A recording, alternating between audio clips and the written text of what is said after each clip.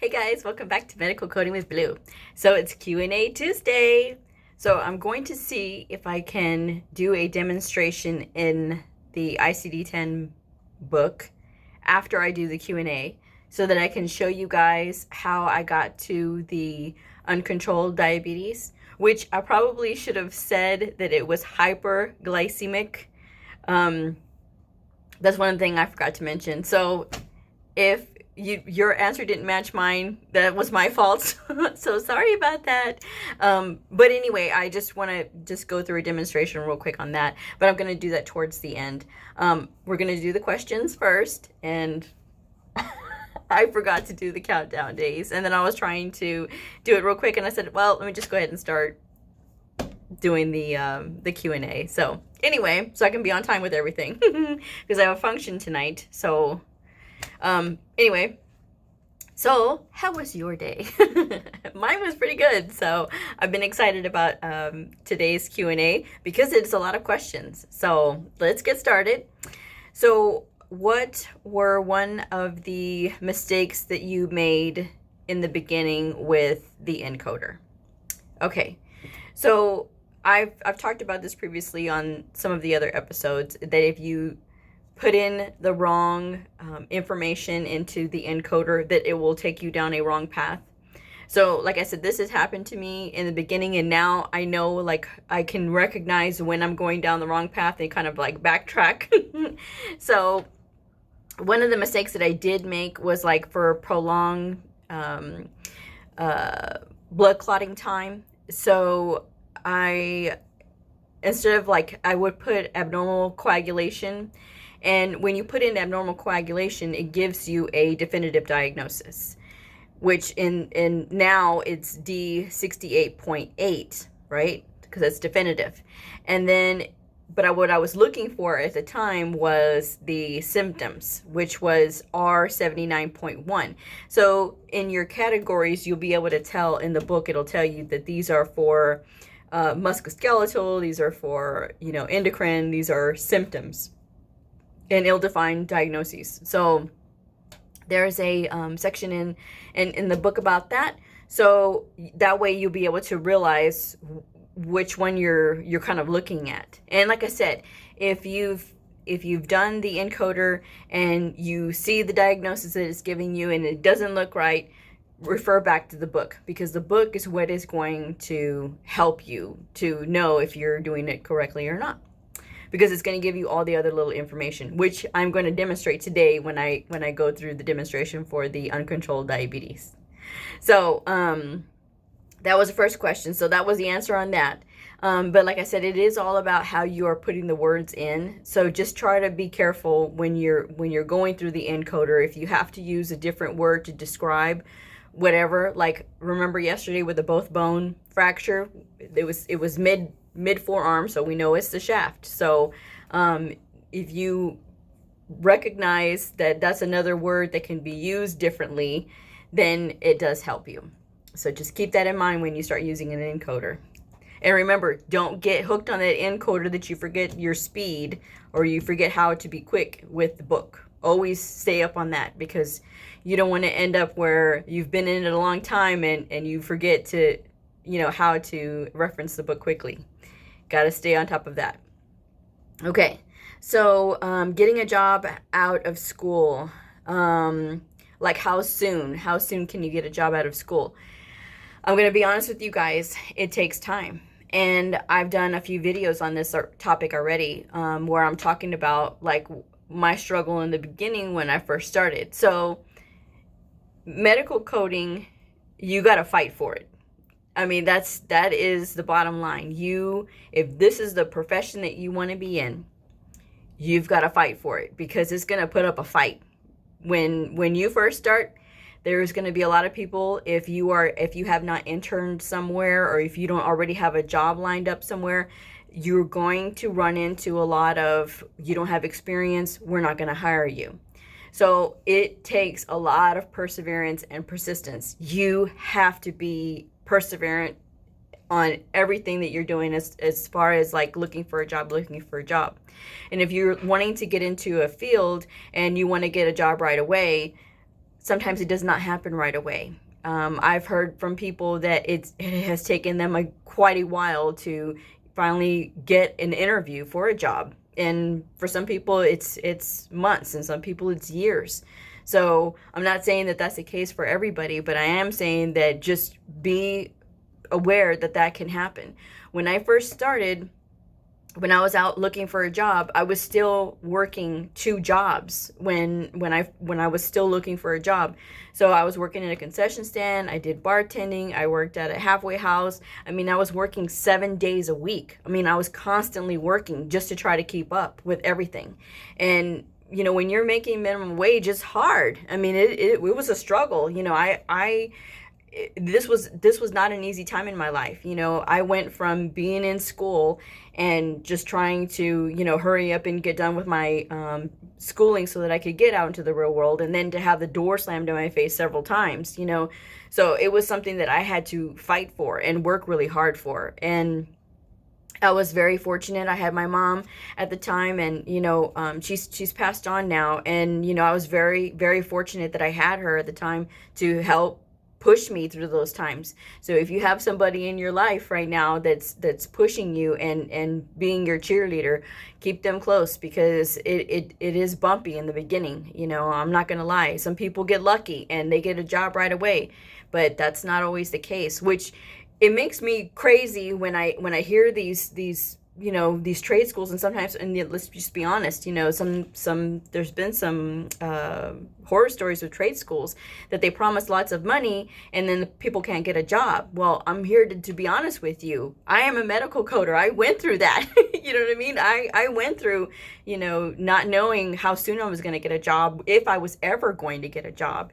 And that was just something that was, it was hard. I mean, I'm not gonna lie. It was really difficult, and I just wanted to make sure that, I eventually started working somewhere, and I did, But it took my mom pushing me, and it took me, just to keep applying and just to keep putting my best foot forward, and that's all I could do. But just be patient. But if you're wanting to get into it just because you see the money, like I said, think about it, because this is a career that is going to force you to constantly learn. I've been in it for over a decade, and I'm still learning. There's stuff that I'm still learning, even still today. So you're never going to stop learning. So if you're the type of person that doesn't like to read or doesn't like to sit in an office all day, then this is probably not for you. And I never would want to discourage anybody from being a medical coder, because, as I said, I like being a medical coder. I'm very biased when I talk about being a medical coder, because it is a good career, and I have had fulfillment. And like I said, I do get excited every day to come to work and to see, what's going to happen today, and yes, it's a nerd side of me, but that's okay. It's okay for me to be a nerd, but I wouldn't recommend anything else. And I do have a long way to go still in my career. You know what I mean? I should go back to school soon, because there's a lot of things that I still need to do in my career. I mean, my career can go further once I get back in school. So, that's just something that I have to do. And I will do it in time, but as I said, this career will provide for you, but you just have to be patient with it, especially in the beginning, and just be prepared. Just that's my take on it. And I don't want to beat a dead horse, so I mean, I'm just saying, check out my other videos if you're curious about how I got started. Okay, so that's the answer to that one. And what other jobs can you get with a certification? So mostly you're going to look at being a medical coder. I mean, as far as like inpatient or outpatient, some medical coders go into billing. You don't necessarily have to be certified at a lot of places. If you're going to be working as a biller, you don't necessarily have to be certified. But that is one thing that you can do with your certification if you choose just to do the billing side of the house. But you are getting certified for a reason, and that's a lot of education and talent to just put on something that you're not actually actively coding. There's also medical records. You can always work in medical records.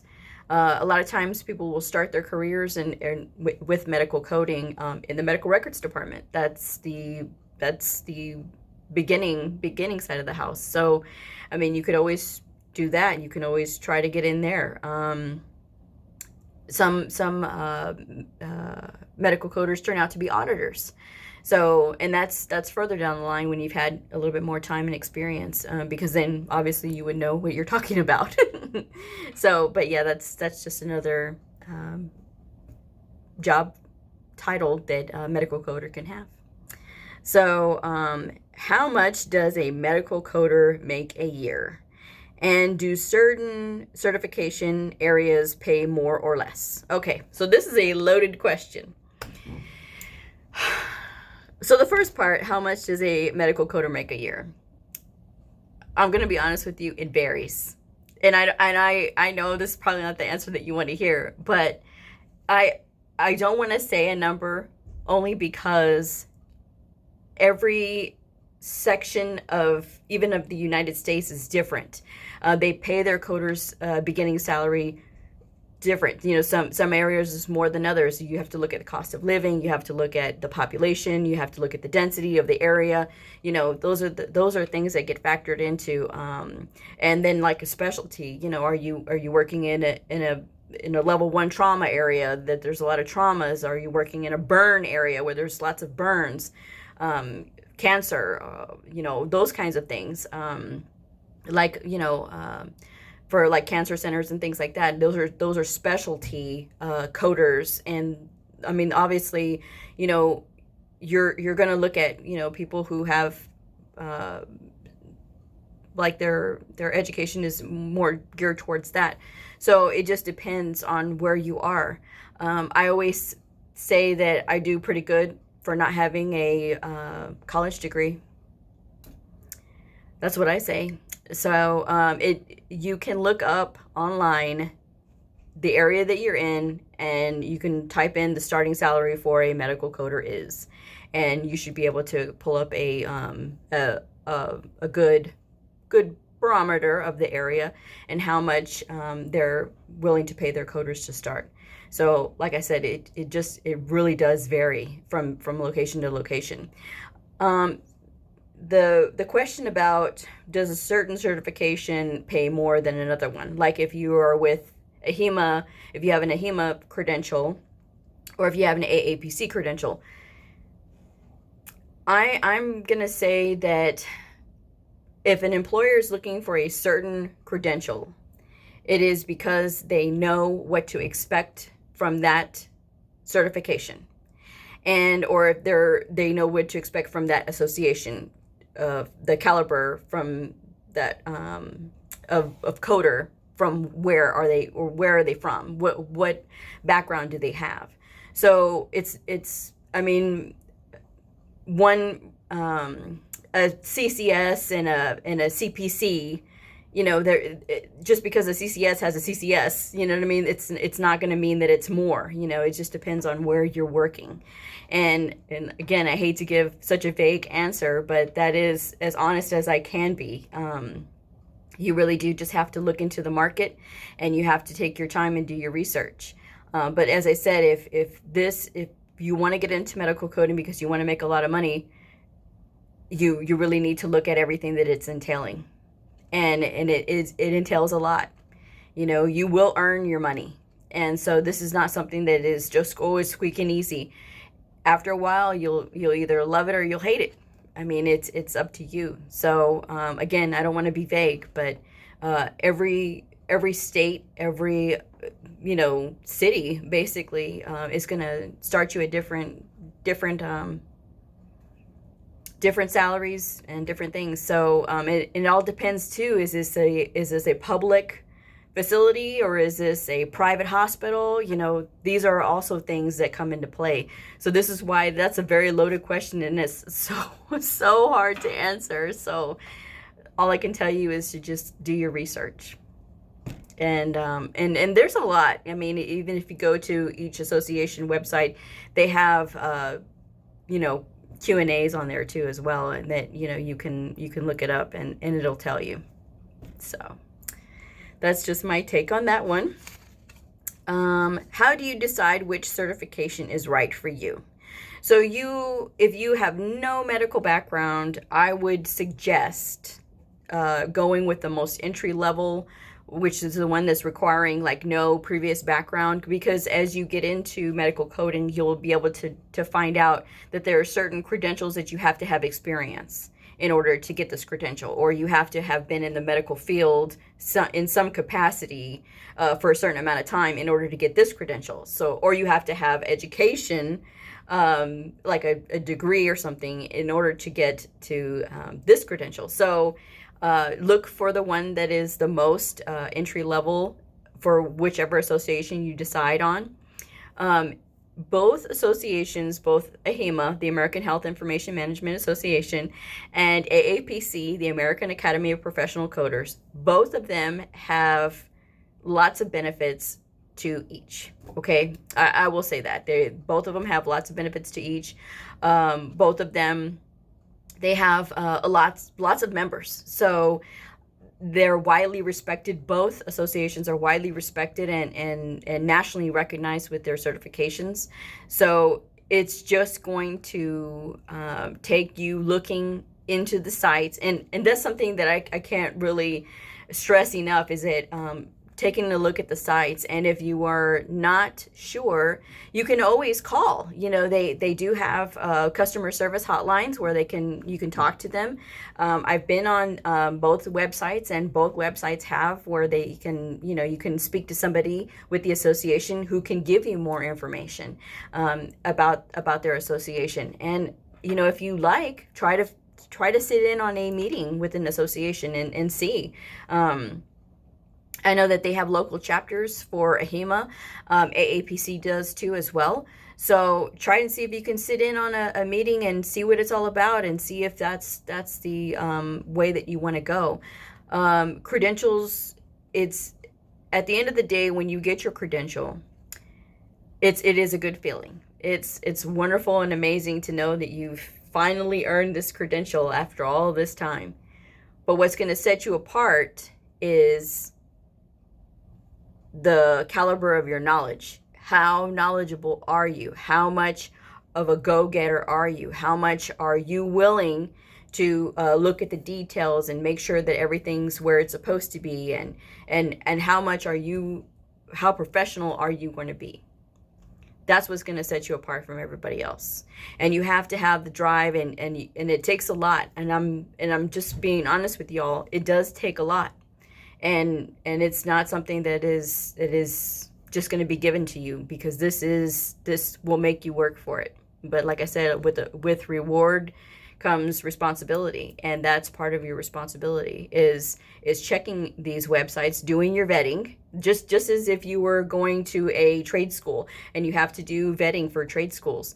If you're looking into trade schools now, vet them as well as you can. Ask them lots of questions. Make sure if they are going to help you find a job when you get out. See if you can talk to some alumni that went there and see what they have to say about the school and how supportive they were.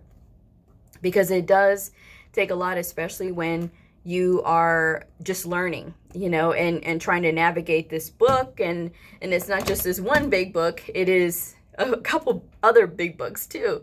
So, and you're going to be surrounded by books, and you have to know how to use them. You have to be able to know how to harness all of that knowledge and apply it where it needs to go. So, I mean, that's just something that you'll have to go into. If you have something specific, we can try to get as specific as we can. But as far as deciding which one or which is which, or which one I prefer, I did do my video about the AHIMA versus AAPC and what my thoughts were. And of course, my thoughts are, because I am associated with AHIMA, I am advocating for AHIMA, but I do say that there is a lot of positives about AAPC. I know fine coders from both associations. It's hard to decide which one. I mean, but if you're just looking into it, just look at which one is most beneficial to you. Okay. You can look at the area, look at your friends, see if there's anybody that you can talk to that's local, and see what they have to say about it. So, and that'll help to get you more socializing, because part of being a medical coder, even though a lot of times we work independently, it is a social it is a social thing, because we all have to meet up, and we talk, and we start speaking coder. And it's funny, because we can sit there and say, oh yes, this and this, and after a while you'll get it. I mean, this is something that you will get or you won't. So, and really the choice is yours. So sometimes these things take a while to really, like, your eyes start to open. And I say this, and I was talking with a colleague the other day, that it took me some years before it was, oh, this is my job. No, this is my career. And I love what I do, and I like the people, and I like the just looking at these records, and just having my mind go and think about all these things, and learn all this stuff. I mean, I enjoy it. So I hope that answered some questions. But like I said, if you want anything else specific, just let me know. And as always, I'm taking questions all the time. I make a list, and then we have our Q&A Tuesday. So now I'm going to pause this so that I can give you a demonstration of the book. And so that way I can kind of show you, and hopefully I do it right. Okay, I'll be right back. Okay, so I'm back. Apparently this thing will not turn while I already have it recording. So I will have to do a separate video on that, and I'll do it right now, but I will go ahead and close this one out, so that way we can close out Q&A Tuesday. So if you, I hope you all have enjoyed this, even though I feel like I gave some vague answers. It was as specific as I could be, given the circumstances. So if you are a medical coder, a student of medical coding, somebody curious about the fascinating world of medical coding, a provider or a nurse, and you'd like to know more about my story, about medical coding, let me know, and please like and subscribe, and I will see y'all on the next video. Bye!